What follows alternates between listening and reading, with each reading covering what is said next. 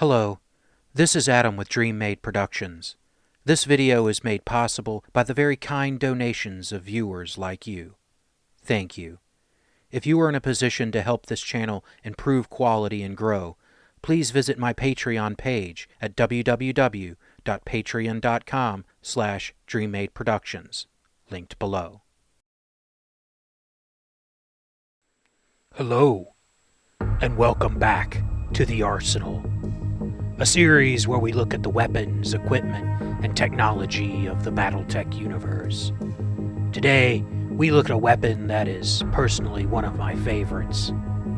It has been seen in sci-fi numerous times and stands as a piece of gear almost ready to become a real-life weapon. Looking to the future and hoping to one day get my hands on the E-shotgun, today we look at the one and the only Goss Rifle.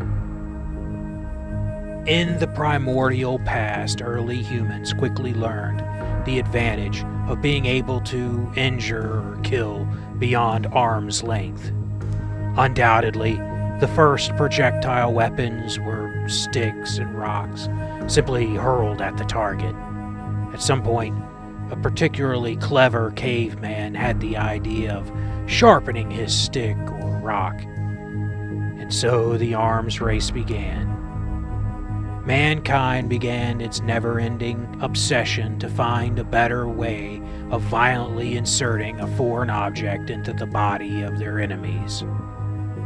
Early innovations were efforts to increase the, let's face it, rather paltry force the human arm is capable of generating. Whether using leverage to increase speed or building up an object's momentum by clever use of centrifugal force. Tension was another option, whether that was the tension of special woods and other materials being stored while trying to spring back to their original shape. The tension of rope being twisted was another option, with mechanics being added to augment the natural capability of the user. Weapons were upscaled or downsized over the centuries, but then everything changed. At some point, someone in China mixed saltpeter with sulfur and charcoal. Black powder became the standard for weapons for the next 1,000 years. Reinvented, refined, reinvented, redefined, weapons would increase in range, power, and capability. Sure, there were attempts at other ways of delivering death, my favorite crazy idea being the pneumatic USS Vesuvius in 1888. But for the most part, relying on an explosive reaction remained the best way of sending a projectile downrange, remained dominant. When the Western Alliance introduced their laser weapons onto the battlefield in the 21st century, many at the time hailed the direct energy weapon as the way of the future. Gone were the days of the physical projectile, be it ballistic or rocket missile based. The centuries have proven them wrong. Yes, energy weapons are wonderful and all, but have some drawbacks. They require a large amount of electronics and cabling that can be difficult to manufacture. No, the affordability and reliability of projectile weapons meant they still had a place on the battlefield. Still, loading tons of explosive propellant into a confined space that everyone and their uncle will be shooting at is somewhat dangerous. Long ago in history, mankind discovered magnets, and we have found uses for these marvelous little quirks of nature since ancient times. With the invention of powerful electromagnets and computers capable of split-second controls, it finally became possible to use them to get real work done. Take maglev trains, They can carry heavy loads at high speeds. The SLDF were not the first to think, if that system can propel a heavy train that fast, why can't it propel a much lighter shell much faster? As easy as it sounds, turning a kid's science fair project into an effective and reliable weapon of war can be challenging. All you need is the power needed to bring a melon-shaped daub of nickel-infused ferrous steel to a good fraction of the speed of light. Capacitors capable of building up that much power and releasing it all at once. Wire and other material capable of handling that much power without melting themselves and everything around it into slag.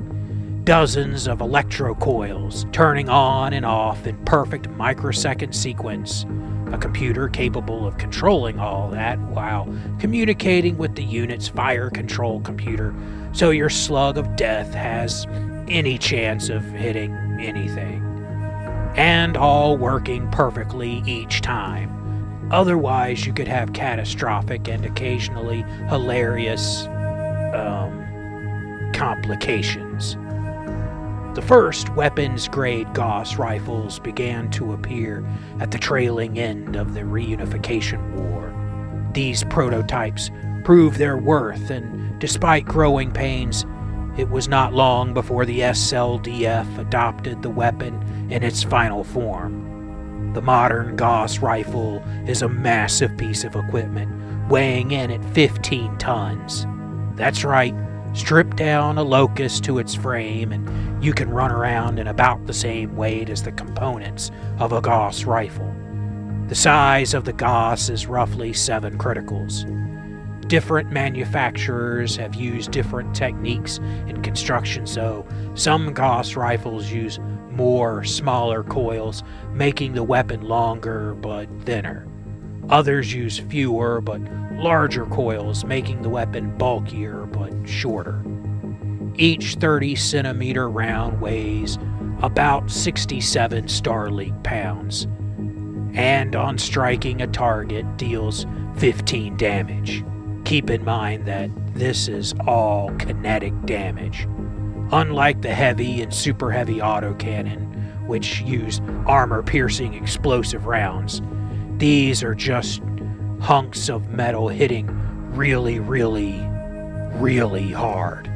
In fact, any substance capable of being manipulated by magnets could, in theory, be used, though shoving a bunch of scrap metal down the muzzle and pulling the trigger will, at best, make you hate it in the maintenance bay, and at worst, well, just let your imagination run a little wild and you're probably about right. The speed of the metal slug makes the weapon deadly accurate despite its size. The weapon is accurate out to 7. Out to 15, the weapon is still good at hitting its target, though by 22, combat computers struggle with hitting anything. The slug will carry on a little past 22, depending on gravity and air resistance, but it will eventually just smack into something lacking the energy to damage anything other than perhaps someone unlucky enough to have a 66.5-pound slab of metal fall out of the sky on them. Like any weapon, the Goss rifle has its advantages and disadvantages.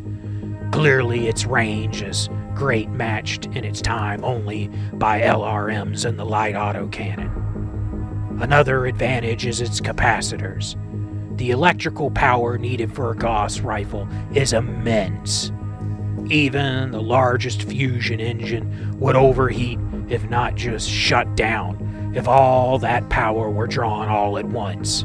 Because of this, power capacitors are used to store up the power for firing. This spreads the heat generation out over time to pretty much a negligible amount. When the weapon is fired, it is still a pull on any mech's power grid. While generating only one heat, discharging the capacitors does cause problems with internal systems and drains on power. A mech warrior drawing heavily on their fusion engine, such as firing several energy weapons, while trying to fire a Gauss shot, would see a split-second delay as the mech's power system needs to reset from the laser fire to the Gauss's capacitors, or vice versa. Virtually any trained mech warrior can easily compensate for this delay. Still, it can cause a heartbeat of panic the first time it happens in battle, and you think something has gone wrong. One of the largest advantages of the Gauss is the nature of its ammunition. Since its projectiles are solid chunks of metal, there is nothing to explode.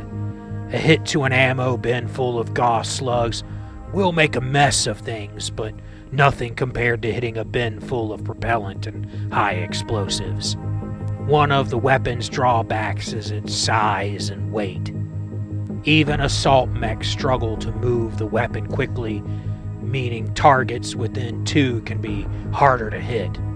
Another problem is the capacitors it relies on. I cannot overstate just how much potential energy is stored in these things. A hit to the weapon can and often will result in these things exploding, melting down, discharging into the mech's power system, or all of the above. When a Goss rifle fails, it rarely does so without consequences. The Star League Gauss was a marvel of engineering, one that sadly did not survive the Holocaust of the Secession Wars.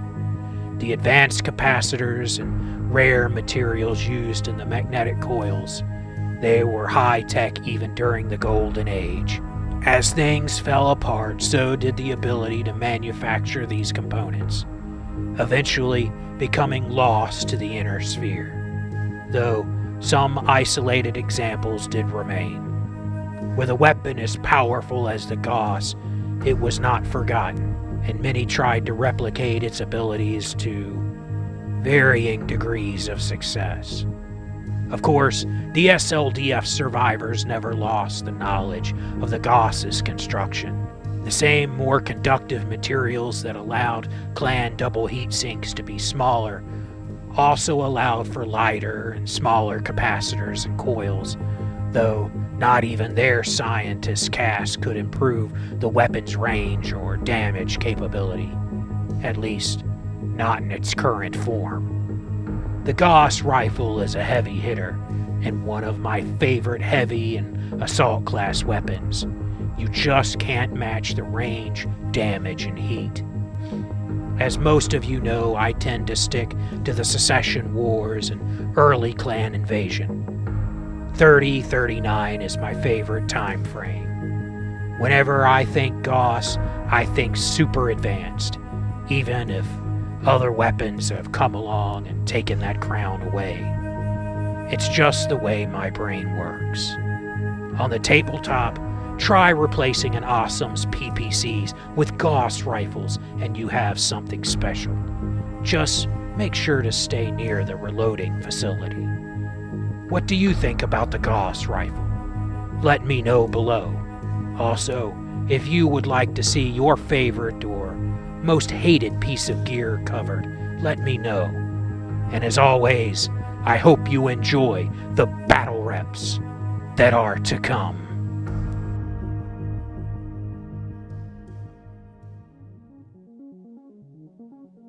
Hello, this is Adam with DreamMade Productions. Thank you for watching my content. It really means a lot that you have given me the chance to entertain you. If you would like to support the channel, please visit my Patreon at patreon.com/DreamMadeProductions, linked below.